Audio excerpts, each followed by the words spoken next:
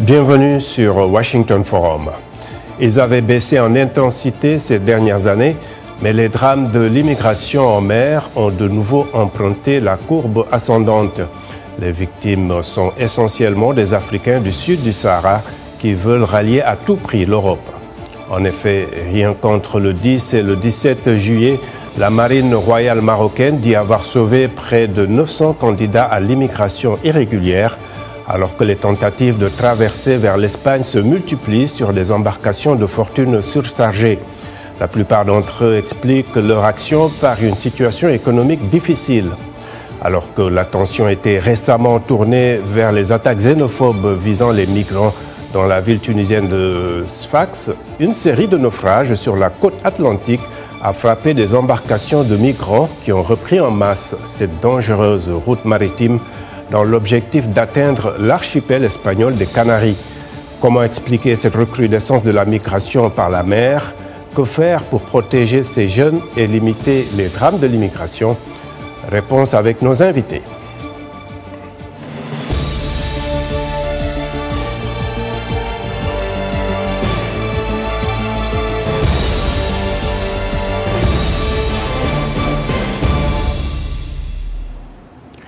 Des organisations de défense des droits humains comme Human Rights Watch et Amnesty International ont dénoncé ce qu'elles appellent de graves abus commis ces derniers mois contre les migrants africains noirs en Tunisie.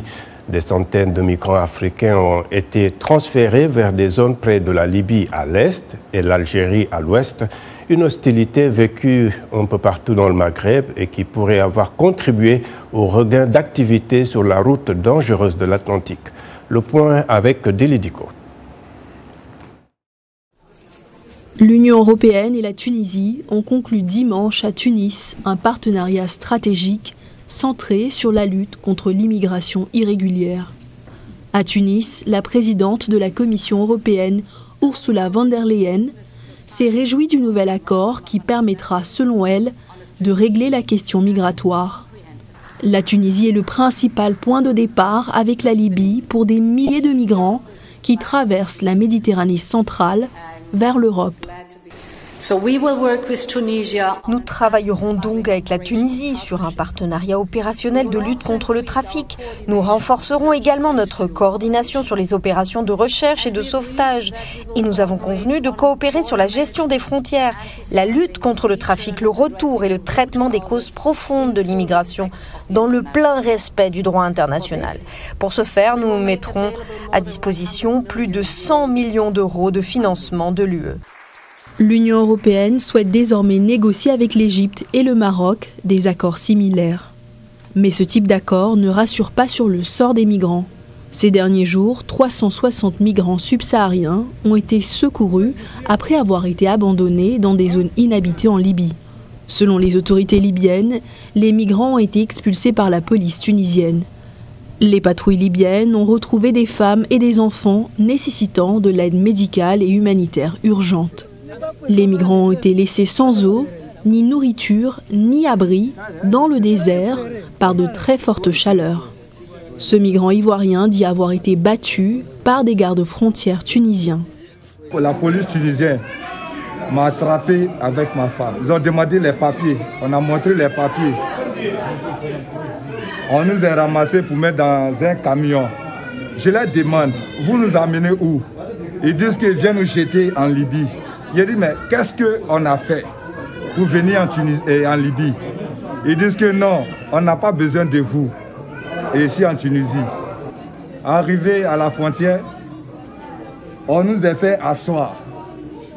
On nous a frappé. J'ai été bâtonné. Oh, je suis opéré. Ils m'ont frappé là. Ils m'ont frappé là. Ils m'ont frappé là. Ils m'ont frappé là. Ils ont frappé mon dos. Ils m'ont frappé mon dos. Ils m'ont frappé là. Ils disent qu'ils vont me tuer. Ils m'ont bien dit qu'ils vont me tuer parce que je suis un noir. La situation en Méditerranée est également inquiétante. La semaine dernière, 316 migrants sont arrivés à Lampedusa, située entre la Tunisie et l'Italie. Les gardes-côtes italiens ont secouru 7 bateaux et une barque en bois avec des Marocains, des Tunisiens et des Syriens. S'adressant à la presse lors d'une visite en Sicile, Hans Leidsen, directeur de l'Agence européenne des gardes-frontières et des gardes-côtes Frontex, a déclaré que les attentes des partenariats sont grandes. De point de vue professionnel, je pense qu'il est important d'essayer de faire tout ce que nous pouvons et ce qui est possible dans les limites autorisées pour voir comment nous pouvons empêcher les gens de partir. Le mois dernier, à la mi-juin, le naufrage d'une embarcation de migrants au large du Péloponnèse, une péninsule grecque, a suscité beaucoup d'indignation quant au rôle des gardes-côtes. 82 corps avaient été retrouvés. Ce drame pourrait avoir fait 600 morts selon les autorités européennes. Le naufrage de ce chalutier parti de Libye est considéré comme l'un des pires drames de ce type en Méditerranée. Une enquête internationale indépendante doit bientôt s'ouvrir. Merci beaucoup, Dili. Place maintenant à nos invités pour débattre de tout cela. À Rouen, en France, nous avons Brice Arsène-Mancourt.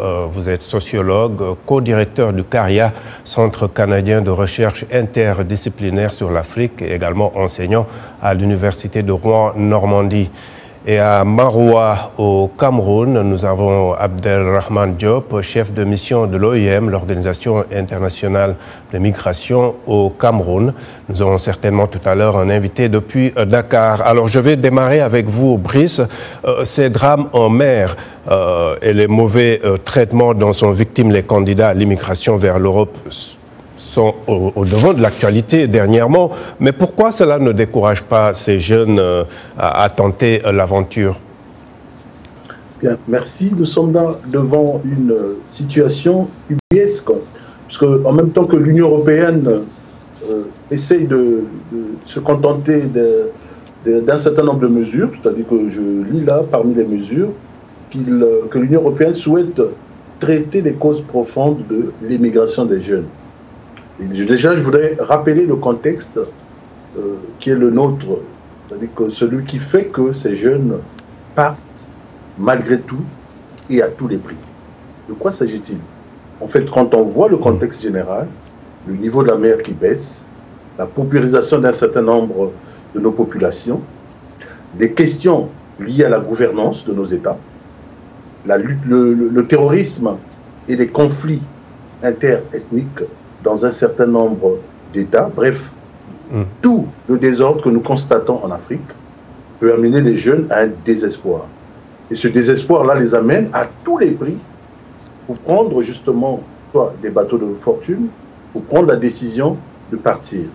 Il s'agit là, en fait, pour la plupart d'entre eux, si on fait une petite sociologie de cette population migrante, il s'agit des jeunes, souvent non instruits, non formés, non qualifiés, bref, qui accumulent un certain nombre de handicaps et qui perçoivent encore l'Europe comme l'Eldorado, alors que de plus en plus, ce désordre-là qui s'opère dans nos États est la cause profonde de tout. D'accord. On pourra revenir tout à l'heure sur l'analyse sociologique. Alors, Abdelrahman Diop, face à la recrudescence des tentatives de traversée par la mer, mais également les expulsions aux frontières, effectuées aussi bien par la Tunisie que par l'Algérie, comment l'OIM essaie un peu de faire face à tous ces fronts à la fois?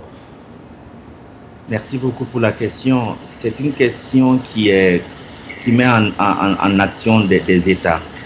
Il faut le garder à l'esprit. Il faut aussi garder à l'esprit le caractère holistique du problème qui est posé. L'OIM intervient à un double niveau, pour ne pas dire un triple niveau. Premièrement, c'est les actions de prévention qu'il y a dans les pays de départ qui sont connues. Et donc, c'est vraiment des activités de sensibilisation, des campagnes pour justement informer sur les risques qu'il y a sur ces différentes routes. La deuxième série d'activités, c'est la réponse. Et ces réponses-là sont à la fois à court terme, donc c'est d'apporter de l'assistance humanitaire à ces personnes en détresse, où qu'elles se trouvent, parce que pour nous, justement, les questions de dignité ne sont pas à négocier, quel que soit le statut migratoire d'une personne, quelle que soit sa race ou son genre. Et le troisième niveau, qui est peut-être le niveau aussi important, c'est de créer des cadres de discussion, de concertation entre les États. Il vous souviendra qu'en décembre 2018, nous avons accompagné les États membres à adopter un pacte mondial pour les migrations, pour des migrations sûres, ordonnées et régulières. Et donc, à partir de là, c'est aussi des espaces de dialogue inter-États qui sont mis en œuvre pour justement permettre plus de coopération dans ce secteur. Est-ce qu'on peut dire que vos actions sont limitées par le politique, dans une certaine mesure? On ne peut pas traiter de cette question sans le politique. Il va sans dire. Et donc, le pacte justement pour les migrations parle d'actions holistiques qui fait intervenir les États, mais aussi l'ensemble de la société. Donc, on travaille beaucoup avec les ONG et autres organisations de la société civile pour répondre à ces problématiques. Donc, il faut à la fois un niveau opérationnel, mais aussi un niveau politique, et les deux sont intrinsèquement liés.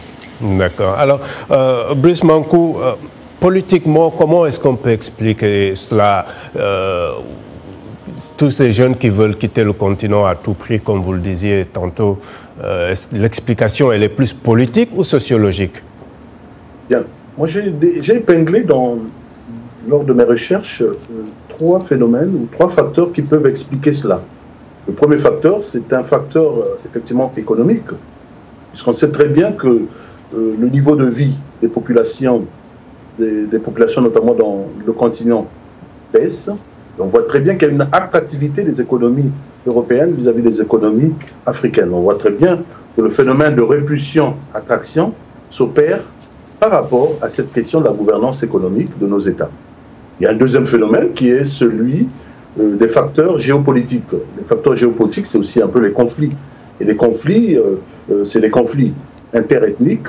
C'est aujourd'hui également la lutte contre le terrorisme avec tout ce que cela comporte de désordre, d'insécurité dans nos États. Troisième phénomène, c'est le poids démographique effectivement de l'Afrique. On dit très bien que l'Afrique est un continent jeune avec une population jeune.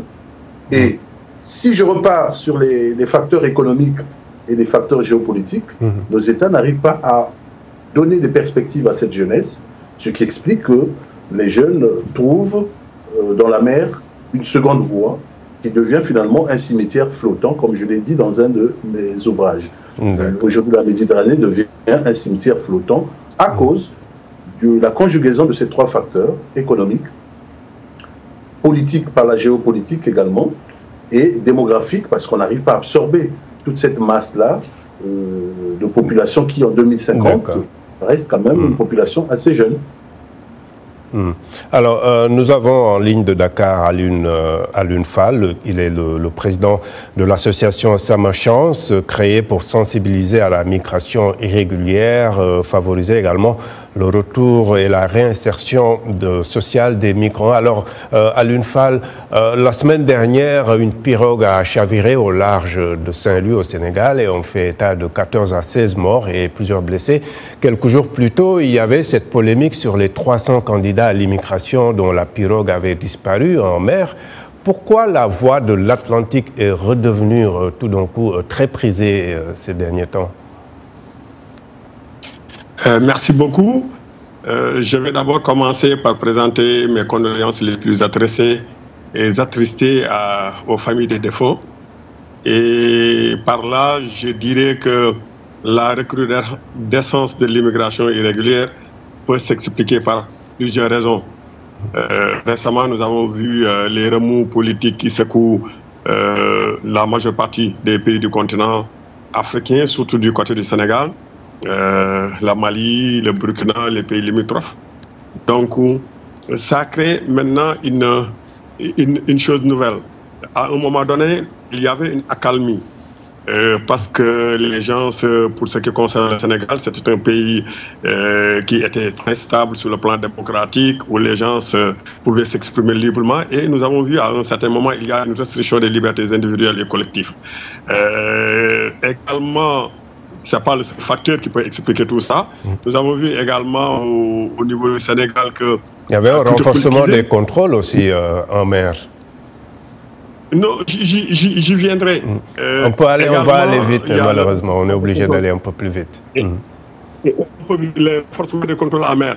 Mais le problème principal que les Sénégalais rencontrent au niveau de la migration irrégulière, c'est que pour lutter contre cela. Déjà, c'est un fait social qui est là depuis la nuit des temps, depuis l'Antiquité. Donc, l'être social, c'est un être qui a envie de bouger, de migrer. C'est consacré par la Déclaration des droits de l'homme, beaucoup de traités également. Mais là où la bas blesse dans nos pays africains, à cause de la politique d'endiguement de l'Europe, nous sommes confrontés à un refus de visa systématique. Souvent, les gens n'ont pas une possibilité de migrer légalement. D'accord. Alors, la possibilité d'aller et de venir, on peut s'attendre à une baisse de la migration. Actuellement, il y a un autre phénomène qui est en train de gangréner le pays. Au début, les gens avaient une difficulté pour obtenir le visa. Maintenant, les gens ont une difficulté pour obtenir un rendez-vous. D'accord. Merci, Alioune. Pas d'autres canaux. Alors, avant d'aller rapidement aux commentaires Facebook, peut-être en une minute, Abdelrahman Diop, puisque vous couvrez un peu le Cameroun, que disent les données vraiment sur les migrants originaires d'Afrique centrale ou du Cameroun au Maghreb ou qui ont plutôt besoin d'assistance dans les conditions actuelles? Rapidement, juste préciser qu'en plus de la prévention et du cadre que j'ai mentionné, il y a aussi l'aide au retour volontaire et à la réintégration que l'OIM organise. Et ça me permet d'embrayer sur la question des données pour dire que c'est une question délicate. On manque de chiffres exacts. Je m'appuie sur nos opérations d'aide au retour volontaire pour juste dire que de 2017 à 2022, dans un pays comme le Cameroun, on a assisté précisément 5 598 personnes à rentrer de façon volontaire. Là, depuis 2 mois, depuis le mois d'avril, depuis la Tunisie, nous avons accompagné 115 Camerounais à retourner au Cameroun. Donc, ce n'est que ça qu'on a de façon assez concrète. Mais l'objectif 1 du pacte, justement, parle des données et c'est un problème. D'accord. Alors, voici quelques commentaires laissés sur la page Facebook de VOA Afrique. Nous avons Alphonse Mbouaki à Kinshasa qui nous dit qu'une certaine opinion dit que les pays occidentaux doivent alléger les conditions d'octroi des visas en vue de faciliter l'entrée des migrants en Europe et en Amérique. Mais moi, je trouve que l'Afrique a tout intérêt à améliorer les conditions de vie dans ces pays pour garder ses citoyens sur place. Lasgasek est à Dakar. Il écrit « Les jeunes qui empruntent les pirogues pour se rendre en Europe sont déçus. Au Sénégal, par exemple, plus de 600 000 jeunes s'activent dans le secteur de la pêche. Cependant, ils peinent à trouver le poisson du fait de la surexploitation des ressources halieutiques par des bateaux-usines de l'Union européenne et ceux des Asiatiques, notamment les Chinois. » Enfin, Yao Marcelin Kofi à Abidjan nous dit que les Africains subsahariens candidats à l'immigration irrégulière reçoivent un traitement inhumain en Tunisie. Vivement que le partenariat entre l'Union européenne et la Tunisie aboutisse au renforcement des contrôles aux frontières et le retour des migrants illégaux dans de bonnes conditions pour limiter les drames de l'immigration. Merci de rester fidèle à VOA Afrique. Washington Forum revient après une très courte pause.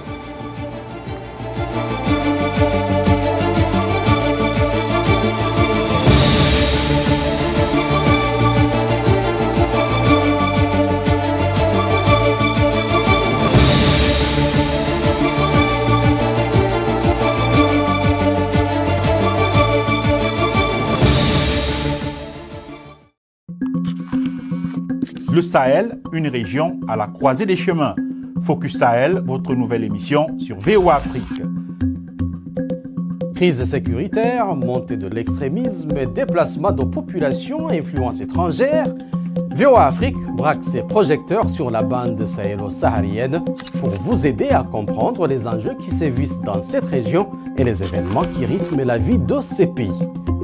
Retrouvez nos équipes à Washington et nos correspondants sur le terrain pour des reportages, des analyses et des interviews.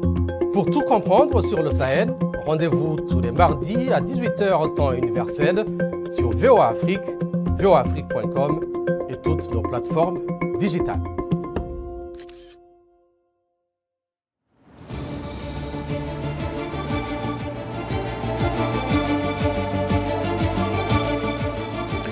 Heureux de vous retrouver pour la seconde partie de Washington Forum et je rappelle nos invités.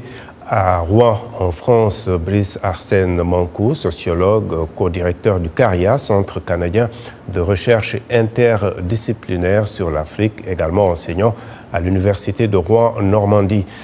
À Maroua, au Cameroun, Abdelrahman Diop, chef de mission de l'OIM au Cameroun. Et à Dakar, Alioune Fall, président de l'association Sama Chance, créée donc pour sensibiliser à la migration irrégulière et favoriser le retour et la réinsertion sociale des migrants.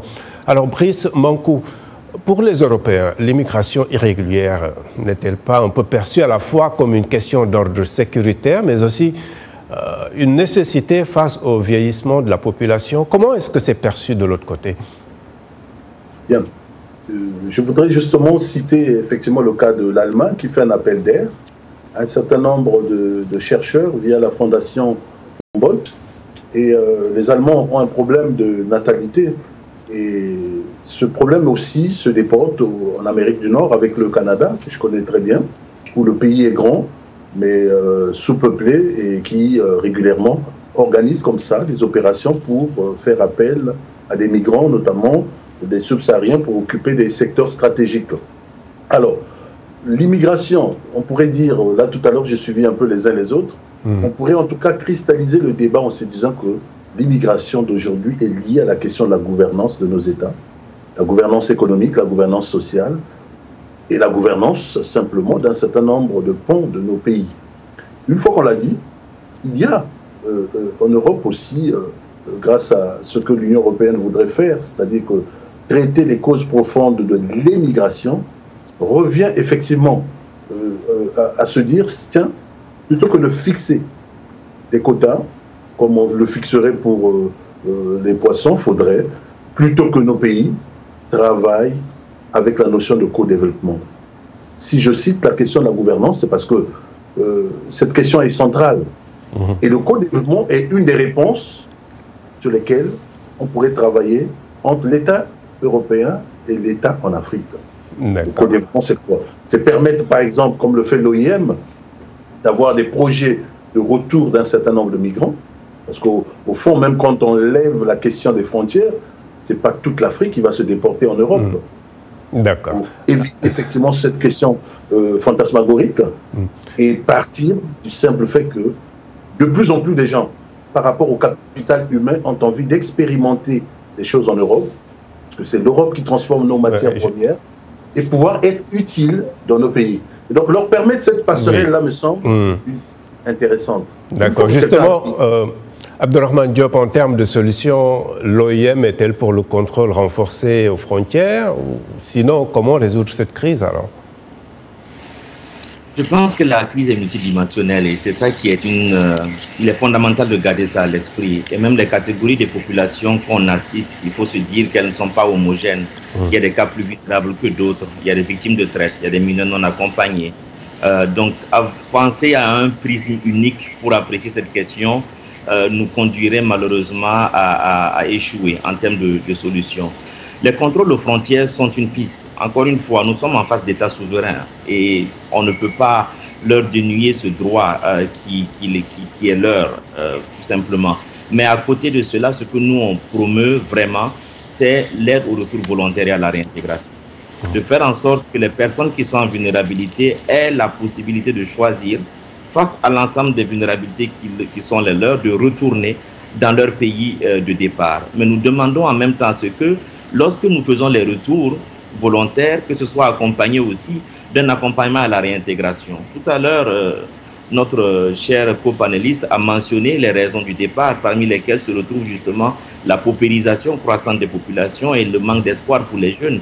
Et justement, à travers l'entrepreneuriat, nous sommes convaincus que nous avons là une piste assez concrète et solide de solutions à ce phénomène de migration irrégulière vers l'Europe ou encore ailleurs.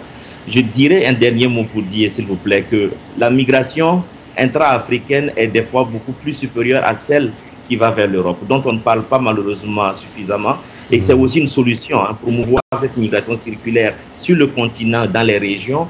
C'est aussi une solution à laquelle l'OIM croit fermement.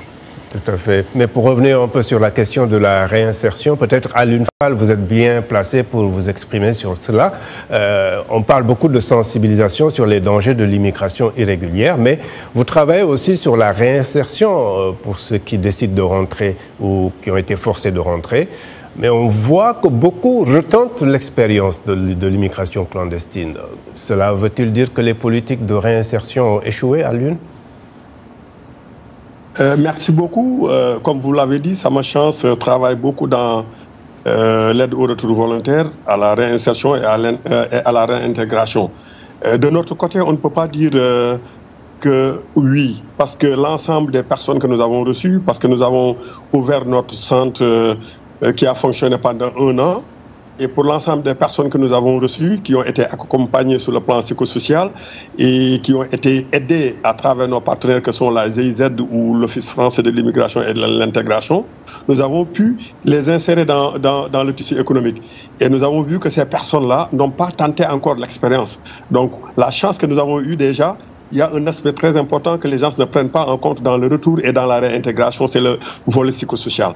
Parce que comme l'a souligné quelqu'un, l'ensemble des personnes qui reviennent, soit qui sont forcées ou qui viennent, ne sont pas préparées. Nous, on avait l'habitude de dire aux gens, il faudrait qu'en amont, au niveau de l'Allemagne principalement où nous travaillons, avant d'étendre le projet dans le reste de l'Europe, il faudrait que les gens fassent un coaching, que la personne aussi puisse avoir les opportunités qui existent au Sénégal avant de rentrer. Maintenant, une fois rentré, le premier aspect qu'il fallait prendre en compte, que nous avons réussi, parce que nous avions un centre d'accueil, on prend le migrant de retour, on l'amène dans notre centre, il est logé, nourri. Et pendant ce temps-là, on cherche un psychologue, un thérapeute qui va l'accompagner sur le plan social. Et une fois que ce volet-là est réussi, comme j'ai l'habitude de le dire, la première phase qu'il faut réussir, c'est l'accompagnement psychosocial. Si vous voulez que l'individu puisse s'intégrer dans la société et puisse reprendre ses activités, il faut que cet aspect-là soit pris en compte dans toute la dimension de la migration et du retour. Fort heureusement, nous avions des partenaires qui étaient à nos côtés et qui nous aidaient à réintégrer ces migrants. Et avec le FI, par exemple, je donne un cas concret. Quelqu'un qui était dans le domaine de l'informatique, qui a fait 18 ans en Allemagne, mais quand tu es venu avec l'aide de l'OFI, il a pu ouvrir sa boutique. Il travaille, donc il n'est pas tenté par un retour en Allemagne. D'accord. Alors, nous avons peut-être 1 minute, malheureusement, avant la fin de l'émission. Brice Mankou, juste rappeler rapidement cette étude de l'African Youth Survey réalisée en 2022 dans 15 pays, où 44% des jeunes disent vouloir quitter le continent pour des raisons économiques, contre 12% seulement pour des raisons politiques. Qu'est-ce que cela vous dit en quelques secondes? C'est un chiffre révélateur. Et 1% pour des raisons religieuses. Donc c'est carrément pour des raisons économiques. Voilà, c'est un chiffre révélateur qui nous révèle que l'urgence économique est la première des causes, le premier facteur en tout cas, qui fait bouger les gens.